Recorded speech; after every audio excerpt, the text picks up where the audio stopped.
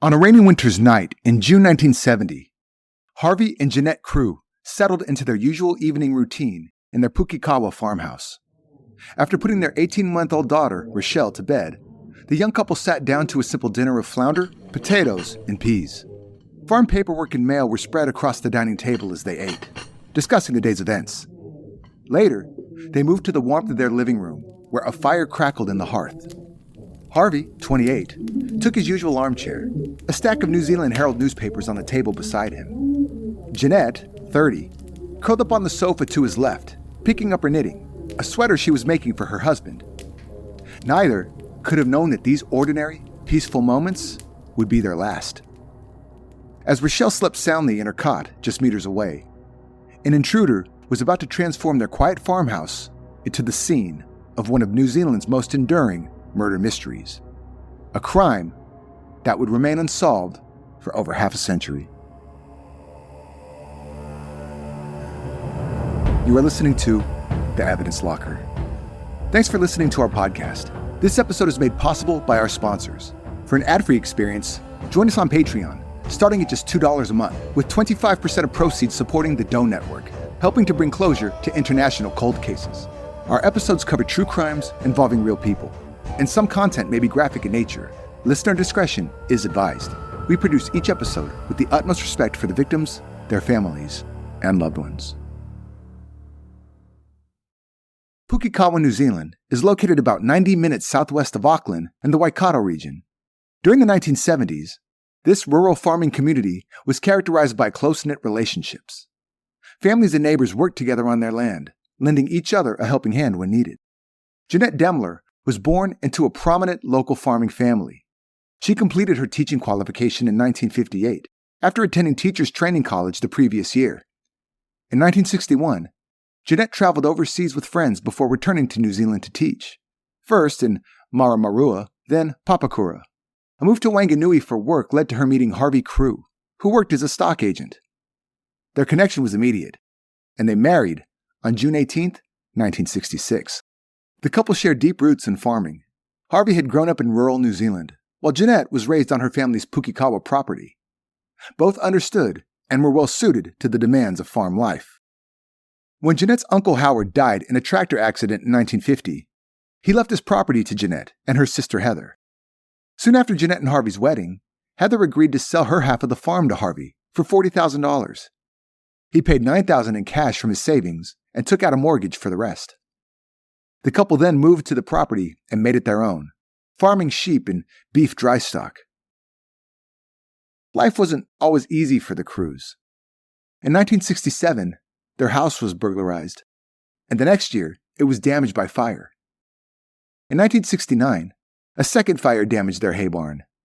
But things began to look up in December 1968 when they welcomed their first child, a daughter they named Rochelle. In early 1970, Jeannette's mother, May, passed away from a brain tumor, leaving her share of the Demler farm to Jeannette, along with money, shareholdings, personal belongings, and a vehicle. However, her will also stipulated that Jeannette's father, Len, had the right to live on the farm and keep all the income from it for the rest of his life. The inheritance came with complications. Len's solicitor informed him that the estate's death duties were far higher than expected, adding financial strain to an already complex situation. Additionally, May had cut her younger daughter, Heather, out of the will due to her marriage to a divorced man, which May, a devout Presbyterian, strongly disapproved of. While these circumstances created tension between Len and Jeannette, their relationship had not deteriorated beyond repair. Apart from this lingering tension, Harvey and Jeannette's life was pretty good. The routine on the Crewe farm revolved around hard work and family, spending time with baby Rochelle. By all accounts, Harvey and Jeannette were well-liked and respected as salt-of-the-earth farmers. On Monday, June 22nd, Jeannette's father worried because a stock agent who had had an appointment with Harvey said he wasn't home. When a second agent called Len, he decided to go to the Crews' home to see if they were okay. When he arrived, he found the farmhouse in an eerily quiet state.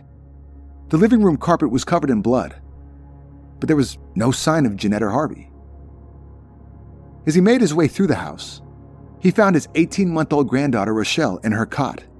She appeared unharmed, but hungry and somewhat dehydrated. Her cot was wet and soiled. It was clear that she had been unattended for some time. Strangely, Len left her there and went back to his house next door to call the collector to say that Harvey was not there. Only then did he alert authorities. When police arrived at the scene, it was pretty baffling. A half-eaten meal was out on the dining room table, and the living room was in disarray, with armchairs moved from their usual position, all pushed together to one side of the room. It looked as if there had been a violent struggle, and the tale-telling bloodstains on the living room carpet did not bode well. There were cups of tea on the coffee table, and Jeannette's knitting had been tossed to one side of the couch. The discovery prompted a police investigation. Initial searches of the property yielded no clues as to the whereabouts of the couple. Friends and family were deeply concerned, as the Crews were not the types to simply abandon their home and child. What followed was one of the most extensive investigations in New Zealand's history. Neighbors, friends, family, and everyone in the area were questioned. The Crews were last seen alive at a stock sale about 22 kilometers away on Wednesday afternoon, June 17th. The weather was terrible, and Jeannette stayed in the car with Rochelle while Harvey had a look at the livestock. They left the sale just after 2:30 p.m. Their car was seen parked on the side of the road 2 kilometers south of their house at about 5:10 p.m. that evening, presumably as Harvey shifted sheep or tended to stock in a nearby paddock. They probably then went home for dinner. The couple usually sat down to eat between 6:30 and 8:30 p.m. after Jeannette had fed Rochelle and put her to bed. That night, Jeannette prepared flounder, potatoes, and peas. The couple ate, then left their empty plates on the table with the remnants of the fish on a larger plate in the middle and paperwork, mail, and farm documents spread around. They made cups of tea and moved to the lounge. Harvey sat in his usual armchair with a side table piled with copies of the New Zealand Herald next to him. Jeannette moved to the sofa to Harvey's left, where she picked up her knitting. What happened after that? No one knows. A laborer who was working on a neighboring farm told police that he had seen a woman entering the Crewe home 3 days after they were last seen. When Rochelle was found, she was hungry and crying, but all things considered, she was in a relatively good state. Dirty diapers were found discarded on top of the fridge, not how Jeannette or Harvey would have disposed of them. A world expert in child abuse, Professor Carol Jenny, reviewed the case and concluded that Rochelle's condition was clinically incompatible with complete starvation and lack of fluid for 5 days. She noted that the wet state of Rochelle's bedding indicated normal urine output, which would not be expected if the child had been deprived of fluids. This led to the conclusion that Rochelle had been given food and/or drink between the time her parents died and when she was found by her grandfather. But by who? The Crews had a daily delivery service with bread, milk, and a copy of the Herald newspaper left in a wooden box at their front gate. On June 18th, 19th, and 20th, the delivery man made his usual stops. Each time, he noticed that his previous deliveries remained untouched in the box. By June 22nd, seeing that nothing had been collected, he decided to pause the deliveries. Believing the Crews were simply away without having informed him, he removed the stale bread from the box and tossed it into an adjacent field to prevent rats from getting into it. From the outset, police found Len Demler to be rather suspicious. His actions in the days after his daughter and son-in-law were reported missing were peculiar. He watched the investigators as they combed the Crewe farm from a distance, always on horseback. When investigators learned about his troubled relationship with Jeannette, they were convinced he had something to do with the disappearance. To add to their suspicion, traces of Jeannette's blood were found on the seat in his truck, and when detectives asked to see his firearm, he didn't know where it was. Being the early 70s, police used some unconventional methods of harassment on Len, hoping he would buckle under the pressure and confess.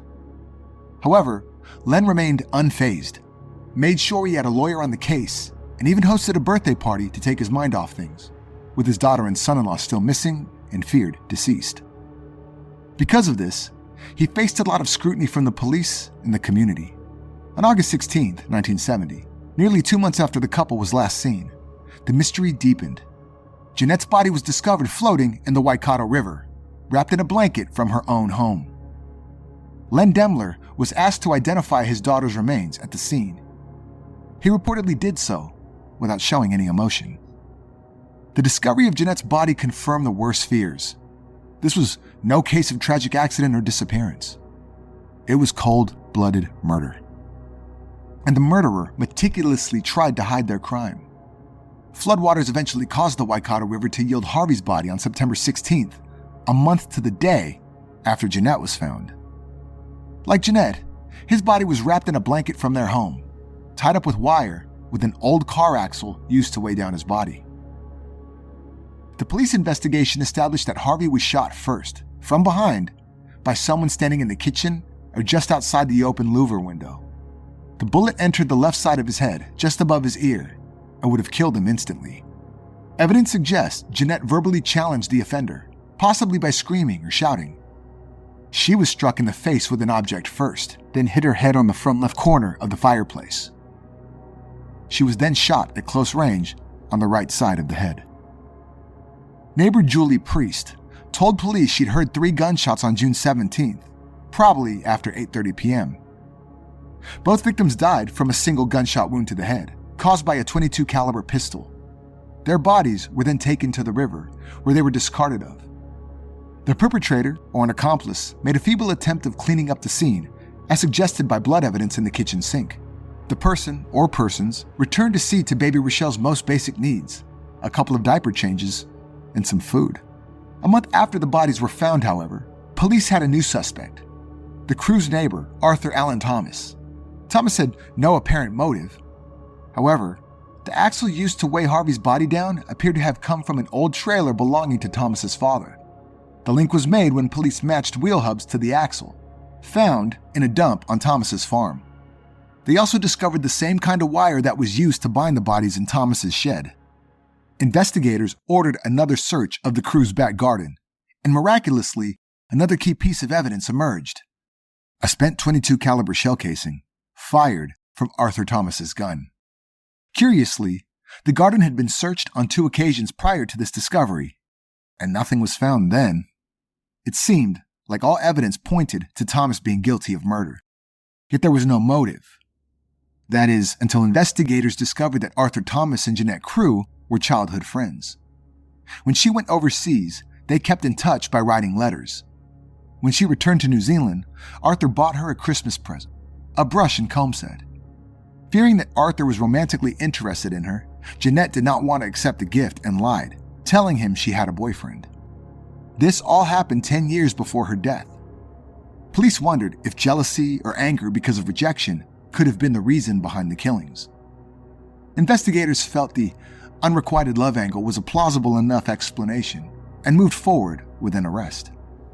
Despite Thomas's consistent denial of any involvement in the murders or any allegations of a love interest, he was charged with the murders of Harvey and Jeannette Crewe.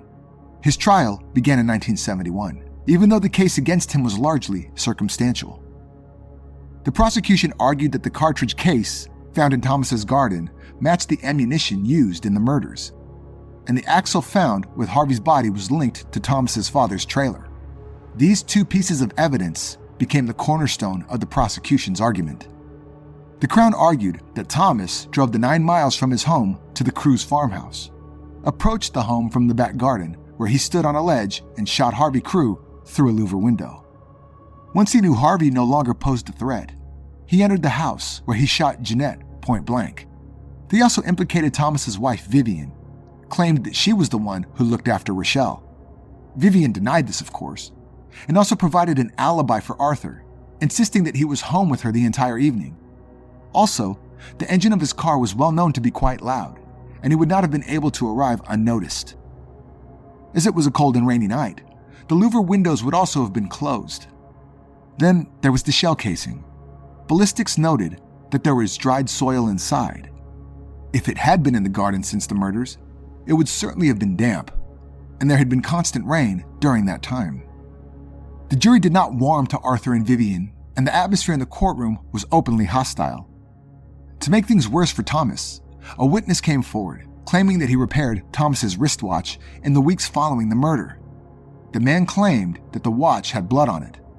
The jury inferred that the blood came from the victims. Arthur Thomas was convicted and sentenced to life imprisonment. However, the conviction was far from the end of the story. Concerns about the validity of the evidence and the fairness of the trial began to surface almost immediately. People across the entire country signed petitions to grant Thomas a retrial.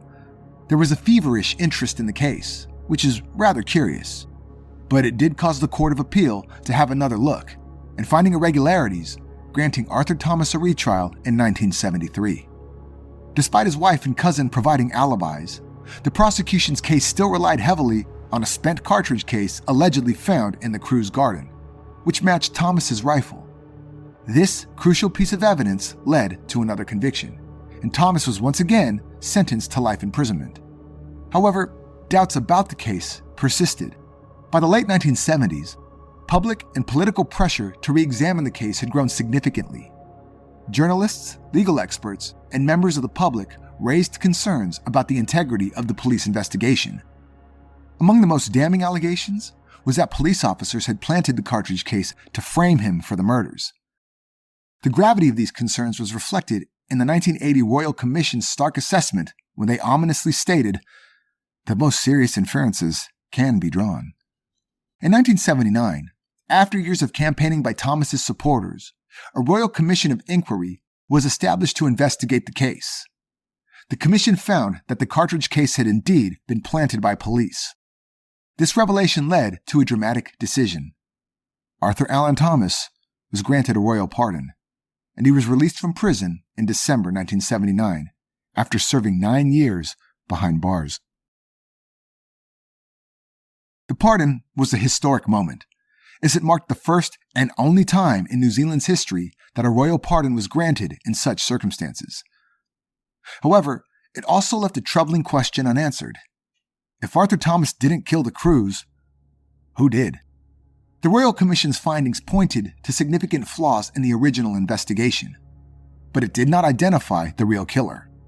Over the years, various theories have emerged, but none have been conclusively proven. In recent years, renewed interest in the case has led to further investigations and the publication of books and documentaries. Journalists Kirsty Johnson and James Hollings have explored the case in depth, uncovering new insights and re-evaluating the evidence in their book, The Crewe Murders, inside New Zealand's most infamous cold case. In their investigation, they examined the axle used to weigh down Harvey Crewe's body, which bore the serial number 17600. This number corresponded specifically to a 1929 Nash 420 vehicle, as detailed in an auto parts manual they discovered. The finding was significant because, for years, police had asserted that the axle came from a trailer linked to Arthur Allen Thomas, suggesting it originated from a 1928 Nash 320. Hollings and Johnston's research indicated that the axle was very likely not from Thomas's father's trailer, thereby challenging a key piece of evidence used against him, and raising the question, who did it belong to then? One enduring mystery is the question of who cared for baby Rochelle in the days following her parents' murders.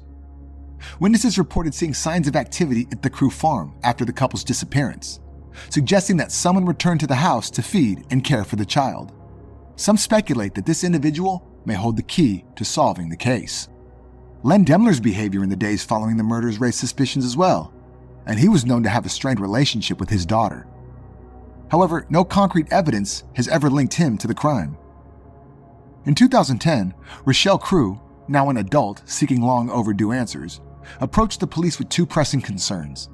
She wanted to know what steps had been taken to identify her parents' real killer after Arthur Thomas was pardoned, and she demanded accountability for the officers Bruce Hutton and Len Johnston, who had planted evidence yet never faced prosecution.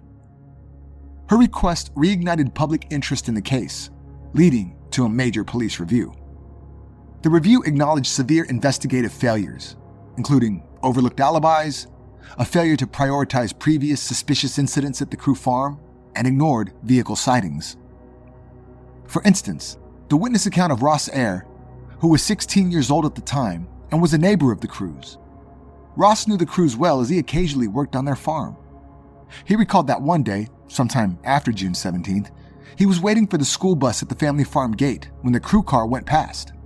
Waving out, he recalled the driver glaring at him and continuing on, hitting a pothole on the corner and nearly losing control.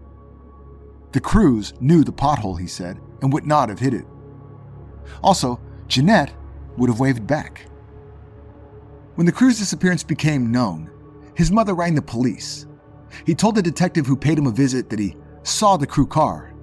The reply? That's not possible. They disappeared. The officer closed his notebook and accused the boy of seeking attention. No one ever followed up on this compelling statement. For the first time, police formally admitted that officers had fabricated evidence to frame Thomas. Despite this, investigators maintained that Arthur Thomas's rifle was still the most likely murder weapon. However, they were finally able to clear Len Demler of any involvement, with Acting Deputy Commissioner Grant Nichols issuing a public apology to Rochelle. Independent counsel David Jones QC concluded that due to lost and destroyed evidence, it was now nearly impossible to bring anyone to justice. In a December 27, 2020 article, journalist Ian Wishart explored new developments in the 1970 Crewe murders case. He reported that Harold Plumley, a wealthy individual who posthumously donated his $122 million estate to the church, had previously been considered a potential suspect in the murders. Plumley's connection to the case is further complicated by his tie to Detective Inspector Bruce Hutton. Hutton was dating his sister and later married her.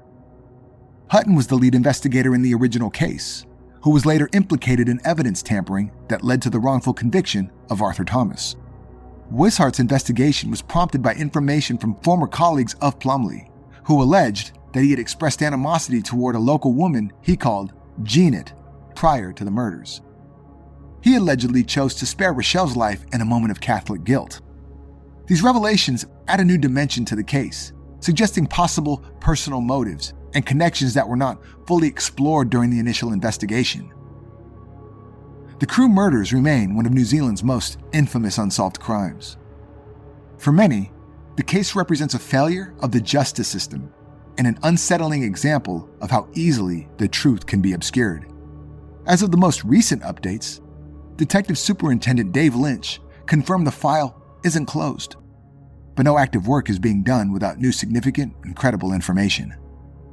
For Rochelle Crewe, who was raised by Harvey's family and now lives a private life, the murders of her parents are a deeply personal tragedy. Despite the passage of time, the search for answers continues, driven by a collective desire for justice and closure.